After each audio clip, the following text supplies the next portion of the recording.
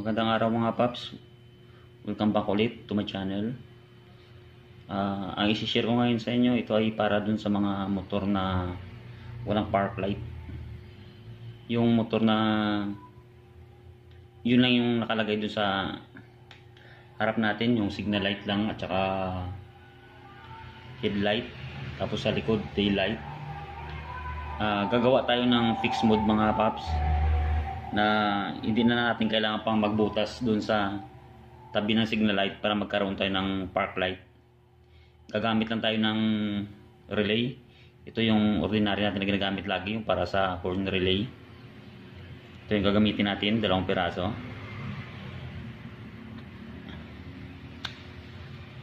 Ito yung relay natin mga paps. Ito din yung socket nya. Ito yung number 30 ng relay. Tapos ito yung 87A. Tapos ito naman yung 87. Tapos ito yung 85 at saka 86.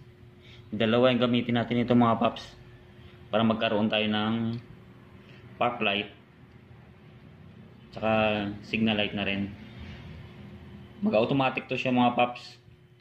Pag naka-park light tayo, tapos mag-signal light tayo, automatic mamamatay yung isang ilaw nun, tsaka magsisignal siya. Kaya pwede natin magamit ng hindi na tayo nagbubutas ng gilid ng signal light natin para magkaroon lang tayo ng park light. Ito yung gagamitin natin, 2 relay. Ngayon umpisa na natin.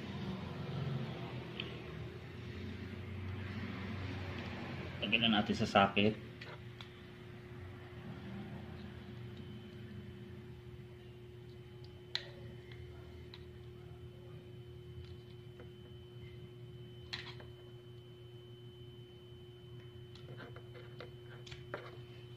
Ayan mga paps, ito yung number 30 natin.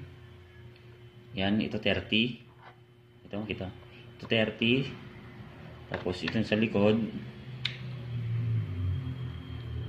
ito yung 85 tsaka 86. Tapos ito 87A, tsaka ito yung 87.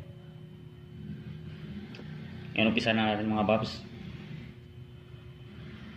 Ang unang gagawin natin, itong 287, pagsamahin natin itong mga paps para sa relay. Samahin natin. Tapos dugtungan na lang natin ng wire.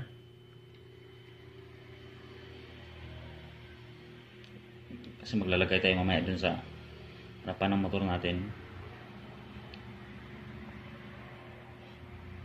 Pagsamahin lang natin itong 287. Electrical tape.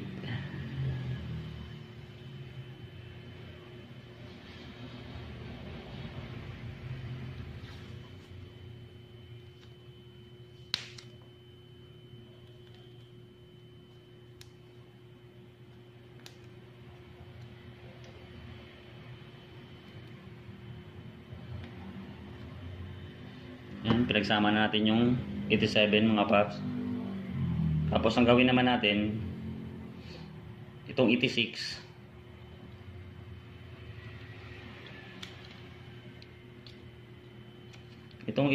natin mga paps, at saka yung 86 din, pagsamahin din natin. Ito mamaya yung 87 pala natin, ito yung kakabit natin dun sa relay natin. Tapos itong 86, ito naman yung gagawin natin para sa ground natin.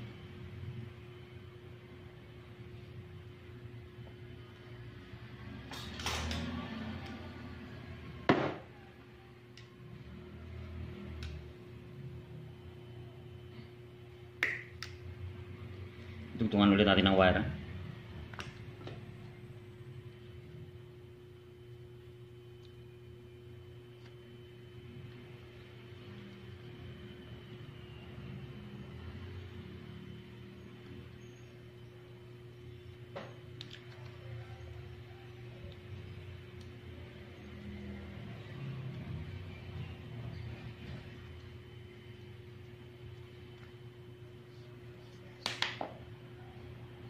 So ayan na Paps, ito yung 86 na dalawa pinagsama natin. Ito ilalagay natin mamaya sa ground natin. Putulan natin ulit.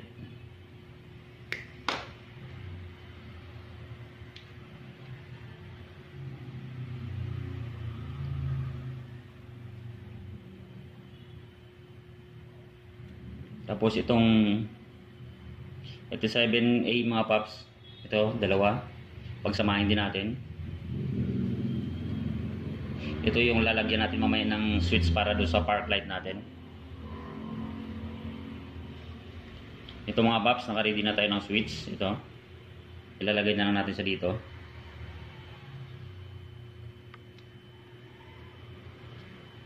Yan.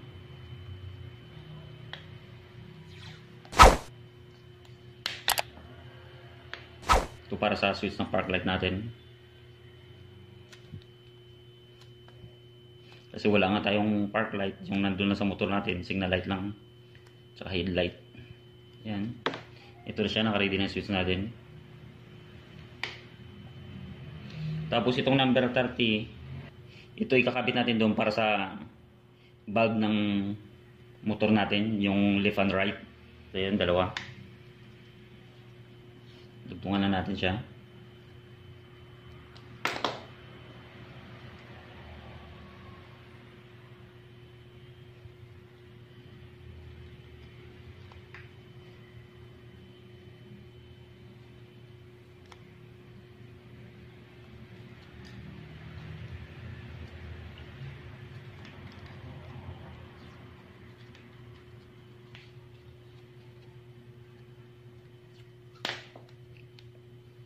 Tapos ito yung isang number 30, dugtungan ulit natin.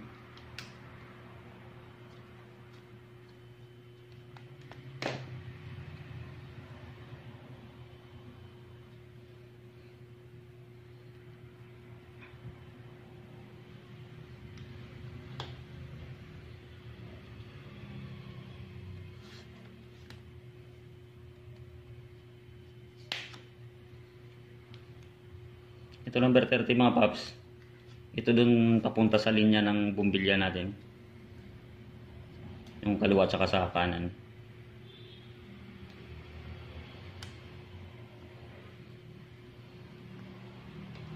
Ayan mga Paps, pantay lang natin to. Ito putulin. So ito na yung nagawa natin mga Paps. Itong number 87 kanina, yung dalawa, ito yon yung pinagsama natin. Ito yun siya. Yan. Ito yung ilalagay natin mamaya dun sa relay natin. Ito yun. Tapos itong 86, pinagsama din natin. Ito, 86 tsaka 86, pinagsama natin. Ito naman yung ilagay natin dun sa body ground. Tapos itong number 30, yung dalawa, ito number 30, ito naman yung ilalagay natin doon sa linya ng signal light. Yung sa papuntang bumbilya, ito, dalawa. Tapos itong dalawa naman na natira mga Paps, yung 85, ito dalawang 85 sa dalawang relay. Ito ilalagay natin sa switch kasi may babaguhin pa tayo ng mga linya doon sa motor natin. So ito na mga Paps, na-ready na natin. Punta na tayo sa motor natin. So ayan ang mga Paps, yung motor natin, Honda Beat. Yan yung lalagyan natin ng dalawang relay. Kung mapapansin ninyo, isa lang talaga yung bumbilya para lang talaga sa signal light nya. Kaya yung gagawin natin na isang bumbilya lang, pwede siya maging signal light, pwede maging park light. Parang 2-in-1 siya mga Paps.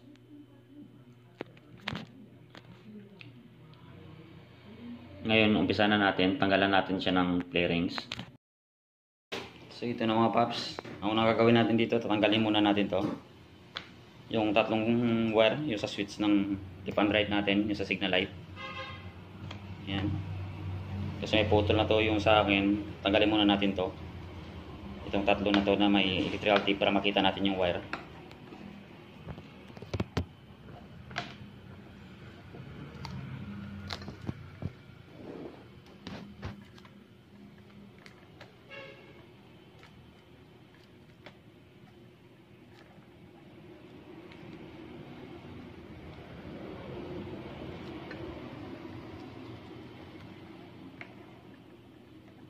Kung sa inyo mga paps, stock pa yung ganito nyo, putulin nyo na lang para maghiwalay.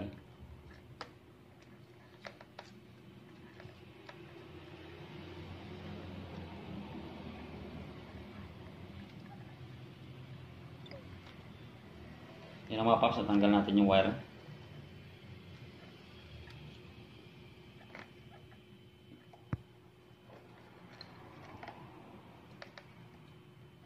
Yan, natanggal natin yung switch natin. Ito. Gagawin natin mga paps. Itong gray, ito yan. Ito yung galing ng relay natin. Ito yung gray. Tapos itong dalawa na to, ito ipapunta sa mabumbilya natin, yung left and right. Itong gray mga paps, ito yung galing sa relay. Malalaman mo naman pag galing sa relay kasi pag namita mo ng test light, iilaw to siya. Ang bago gamitan natin ng test light, kahit hindi mo pa siya na switch, ganito yung mga paps. Yan, magsisignal siya. Kahit hindi mo pa na switch, basta nakauna yung batera. Yan. Dito tayo magkabit ng number 87 natin kanina sa relay.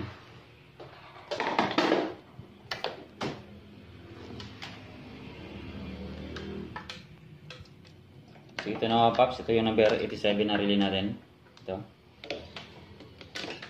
Ito natin siya ilagay. Sa gray, yung galing ng flasher relay.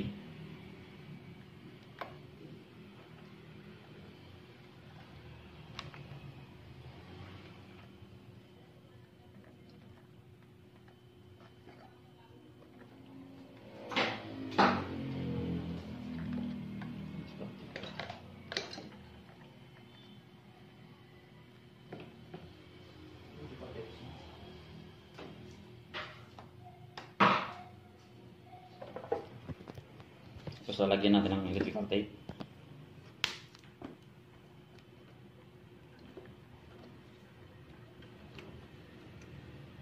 Ito yung number 87 natin mga paps, galing ng relay paps. Ito yan. Ito yun siya, 87. Tapos itong 30 naman, yung dalawa. Ito yung kabit natin dito sa dalawa mga paps. Dito.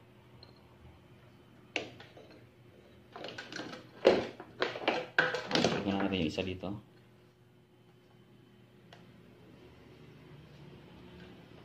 Tapos itong isa din. Ito, kailangan relay number 30. Ito din sa isa.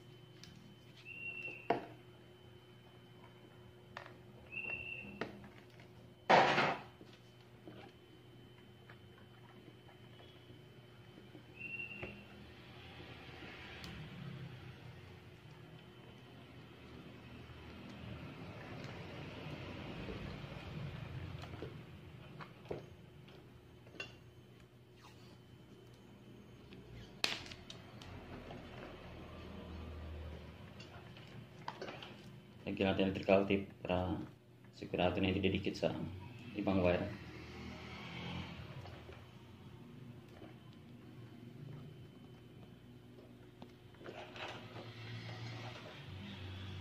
Yan ang mga paps, nakabit na natin yung number 87 natin. Tapos yung dalawang 30 natin. Yan. Sunod na gagawin natin mga paps, itong switch na naputol natin, yung may tatlong socket. Ito.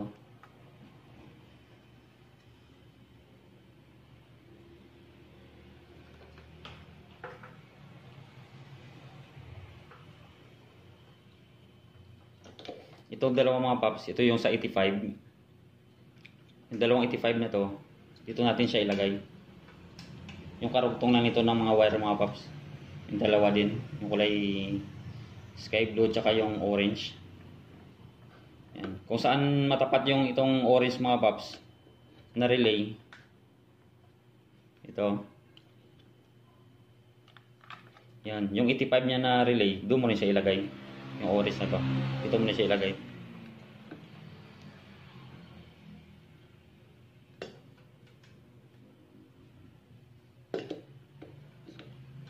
Yan, kabit na natin.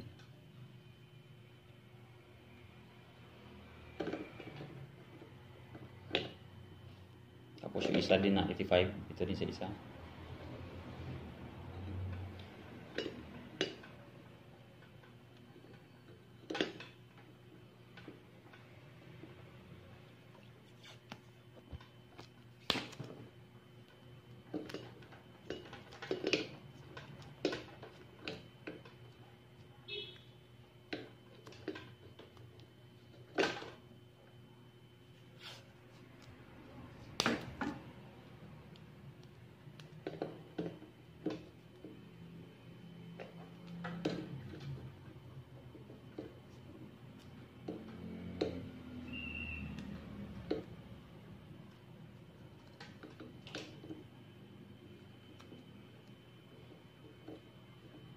Yan na, nakabit na natin mga paps, yung dalawang 85. Tapos itong may switch natin, ito yun. Pwesto na natin yung switch. Tapos itong dulo ng switch, ilagay natin dun sa accessories wire. Yung solid block ng wire natin mga paps. Ito may solid wire dito, ito. Yung galing ng brake light, pwede natin dyan magkabit. Kahit saan dyan mga paps, sa solid wire na pag nagsusi ka, magkakaroon siya ng kuryente. Pwesto na natin yung switch natin mga paps.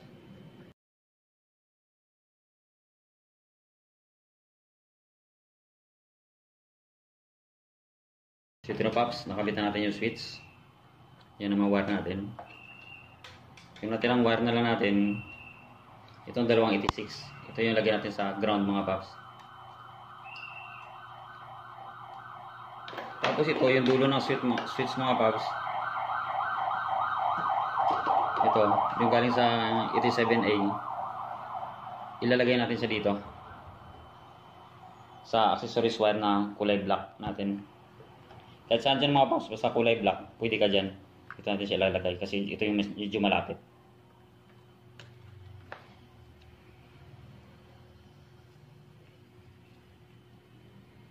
Pwede rin magbalat ka dito sa black. Pwede rin ano yung rin dito. Pwede ka rin dito magbalat o kaya pwede rin isuksok mo lang mga paps. Pero gagawin na lang natin dahil may nakasuksok dito, magbalat na lang ako.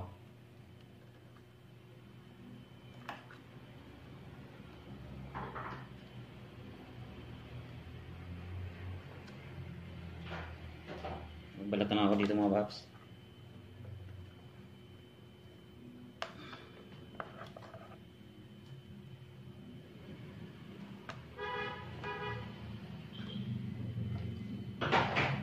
Ito na nilagay yung isang switch.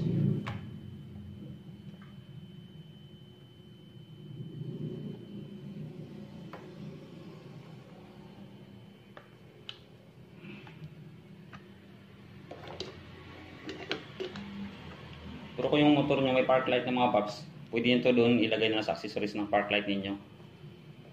Ito yung galing dito sa 87A natin.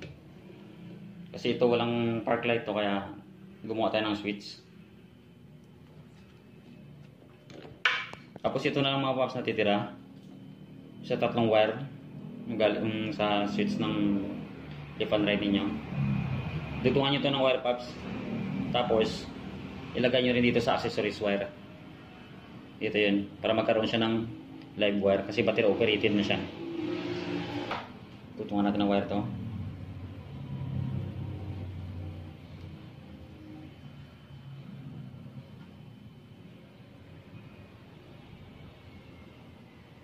Tapos itong dulo, dito rin natin lagay sa accessories wire natin mga paps.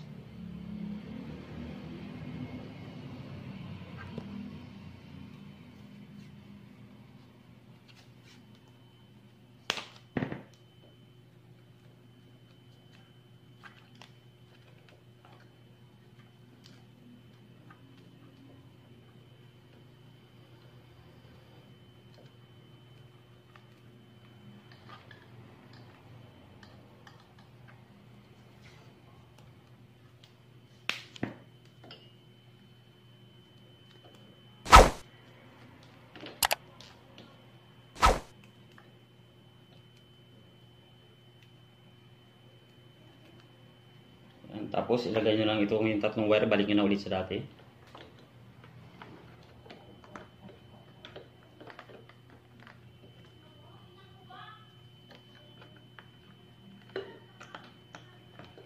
Yan.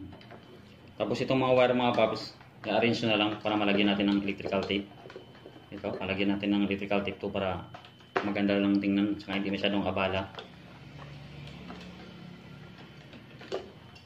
Pero bago yan, ito yung ground, ito yung huli. Hanap tayo ng ground dito mga paps, dito. Itong kulay green, ito. Yung kulay green dito sa wire natin mga paps, ground dito. Kaya ito, pwede natin ito ilagay dito.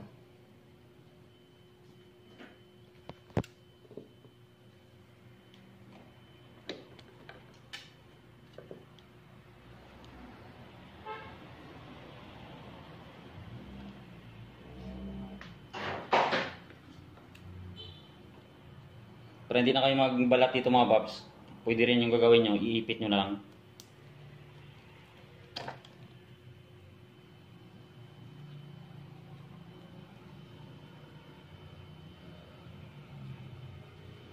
Ito na yung gawin niyo para hindi na kayo magbabalat sa ibang wire. Medyo malaki.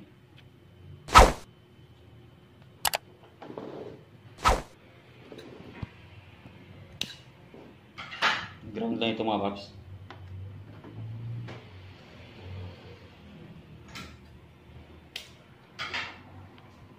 Nagawin nyo lang, isuksok nyo lang dito.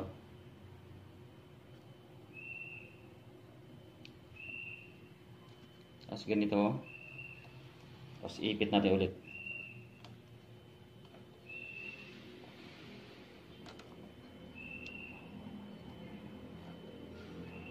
Yan ang mga paps, nakabit na natin sa ground.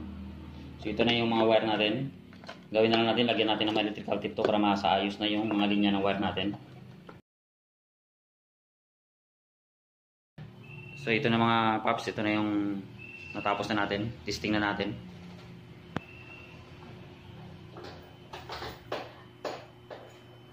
Ayan, naka-park light siya.